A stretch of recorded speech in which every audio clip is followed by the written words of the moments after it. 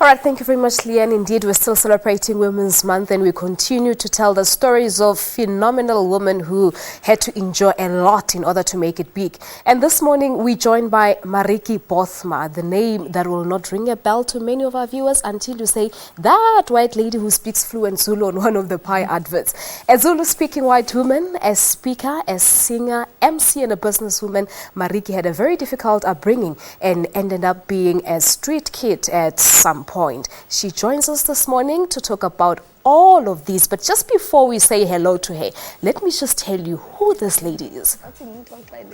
My yellow boat, my brown boat, my black boat, and kumanje dengikhulele mina phela ngazala nama DJ. Usiphe no names. Kuzokhali kupe kaslami kuzothukutshwa baby ngiyantshela. Umzansi uzobheka mina ngedwa. Ite zizobheka enlunga unselmathunzi in the All right, there you have it. And unfortunately, uzobeka mina ngedwa for this whole interview. Good morning, Maritjie. I'm not choice. Good morning. How are you? You don't, hey? No, that's I why don't. I'm saying that uzobeka mina ngedwa. Yes. Thank you so much for your time and welcome to Morning Live. Thank you very much for inviting me. Well, thank you very much indeed for making it. Who is Maritjie? You were born in Potchefstroom, but you were adopted by a family in Pretoria. Tell us about your background.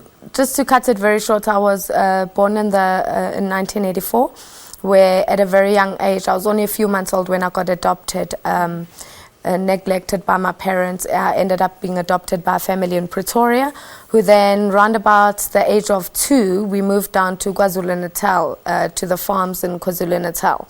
And my background itself is not sun and roses. You know, I grew up in very harsh conditions, but one thing I do respect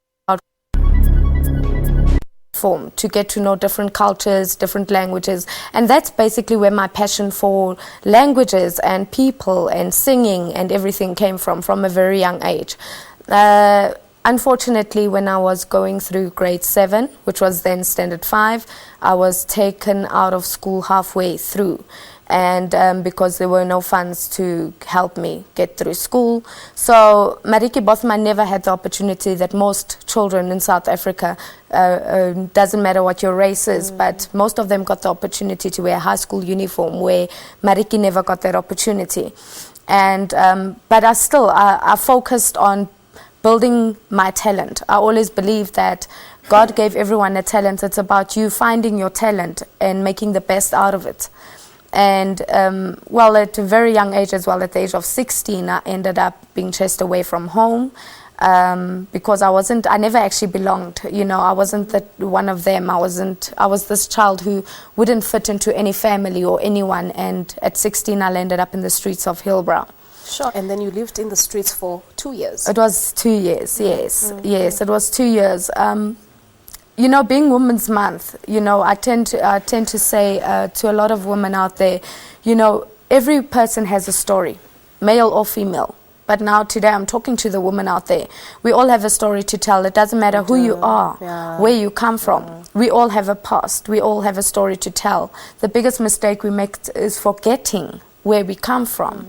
And today I can proudly say that I did not have opportunities that most South Africans had or people in the world had. But because I believed in myself, that's what got me through very, very difficult circumstances. And the talents that you have as well. Yes. Yeah, talk to us about your Zulu. I just want to go back a little because your Zulu nje is way better than mine, I must say. Where did you learn the language? You know, my adoptive parents in the early 80s had an underground church here in Pretoria for the Sotho and the Zulu-speaking people. Okay. You know, if you know, in those years, it was very dangerous for a white person to actually be communicating with the other cultures. But my father was a preacher in Afrikaans, so he always made it a point that we learn to sing in the languages and actually interpret for him so that the people listening to his message when he was preaching could actually understand. And so I started actually speaking IsiZulu fluently at the age of 2.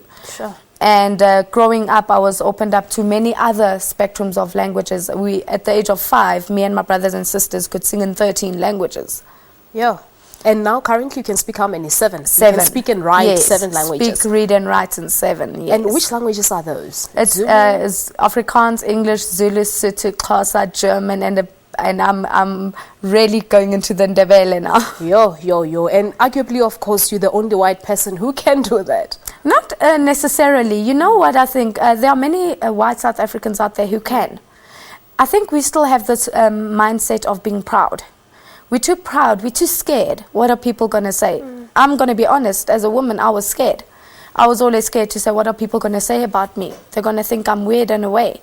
But at the end of the day, I got to a point where I realized, you know what, it's okay to be me. I must stop trying to impress others. And it's actually working for you, because it has actually made a career out of it. Definitely, definitely. Because if we look at my history, I shouldn't have a career. You know, if you look at my past, I should be one of those people saying, but I never had education growing up, I never had money growing up, I never had a family. I should have those excuses. But I decided to take what I had, which was nothing, and make something out of it. But what keeps you going, Maritjie? I mean, listening to your story, your background, it's heartbreaking. What keeps you going? You know, the biggest thing in life is I had to make peace with who I am, firstly. I had to forgive myself for blaming myself for the things that happened to me, the abuse, physical, mental, sexual, all these things that I had to go through in life. I always believe I went through these things because I was strong enough. And I was strong enough to save 10 or 15 other young girls that wouldn't have been strong enough to go through these things. And I made it. So every day when I wake up, I remind myself that, you know what, you have forgiven yourself for blaming yourself.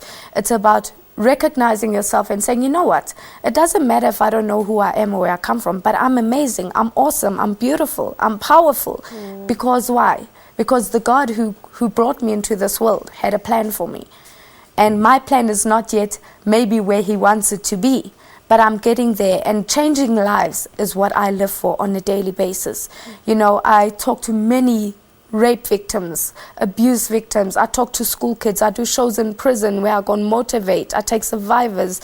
You know, I do so many things. I host programs and locations for kids to give them hope about their dreams. For me, it's all about Maritjie lives to show to the world that your status doesn't make who you are. Yeah, certainly. But reminding yourself where you come from makes you who you are. And that's why I've been able to push through all these things. And it actually makes your talks easier, I suppose. I mean, for the fact that you've been there. Yes. Yeah. You know, many people say, you know, let's take the child to the psychologist or to a counselor or those kind of things. But out of personal experience, you know, when I talk to people, you know, having men and women come out for the first time after 20, 30, 40 years saying, you know what, I was raped, I was abused, but I was too ashamed. You know, all these things. It just, speaking to someone who's been through that and who overcame that, I live by 4 things. I always say, yes, I was the victim. But after becoming the victim, I became the survivor of what I was victimized in. After becoming the survivor, I became the overcomer of my fears and my pains and my past. And today I'm the conqueror of everything that has happened in my life. And I'm still going to conquer wherever I go. All right. So you're also a gospel singer. I do know that you'll be playing us out this morning on Morning Life. But Maritjie, thank you so much for your time and, of course, for inspiring women who are watching Morning Live this morning. Thank you so much. Thank you. God bless. All right. There you have it. That's Maritjie Bothma sharing with us her story. I believe that, you know, we've got a lot to take from what she told us this morning. Well, we're taking a break. When we come back, we say goodbye, and Maritjie will be playing us out here on Morning Live. Don't go away.